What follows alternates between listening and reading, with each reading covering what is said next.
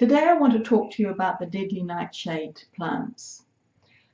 In particular, potatoes, tomatoes, eggplants and peppers, or you might call them capsicums. Now these deadly nightshades, we know that there are some plants that are actually really toxic and could kill us potentially. But these particular vegetables and fruits, we eat them. Now not everybody should be eating them, because they contain glycoalkaloids. This is a natural pesticide for the plant to protect it against animals, and we are animals. So we do have to be careful about our levels that we're eating and our own particular sensitivity to these glycoalkaloids. Now if we take potatoes in particular, most of them are focused in the skin, so if you peel them, you are reducing the amount. Also, if you get a green potato or a potato with a small green section, always cut that off, because the glycoalkaloids are really focused in the green parts, the unripe parts, and also in the eyes or the sprouting part of the potato. Always cut that out, because that's another focused area.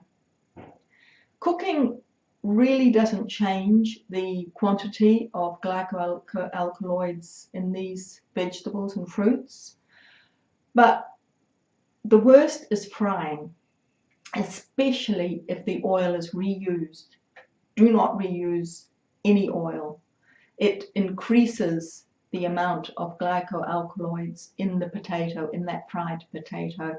So if you're eating them at an outside establishment, not in your home, then you don't know if they're reusing that oil. They probably are, over and over and over again.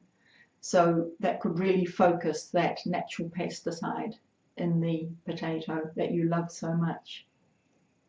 Now with the others, eggplants for example, the skins contain hardly any.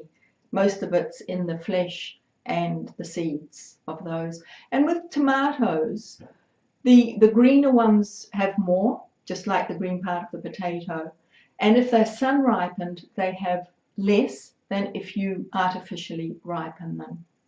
So those are a few tips for if you want to eat them, because they actually, those four can make up a major part of our diet. Even though we're restricted in them, we can eat all of those four vegetables, fruits, if you call tomato a fruit. Now, the sweet potato does not contain these glycoalkaloids like the potato does, so you can eat that quite safely. Now these warnings are really only for those of us who are sensitive to these deadly nightshades. And some people can get quite sick from them immediately when they eat them. And that's a very clear reaction, and they know to stay away from them. But for the rest of us, that reaction might be slower and more accumulative. And anecdotally, we know that it affects arthritis, fibromyalgia, and IBS, and also reflux or GERD. So you're listening to me because you've got IBS. It might be something, if you still have symptoms, even though you think you're being really strict on this low FODMAP diet, it might be something to consider cutting out for a few days to see if there's an improvement. So I repeat, that's potatoes, tomatoes, eggplants, and bell peppers or capsicums.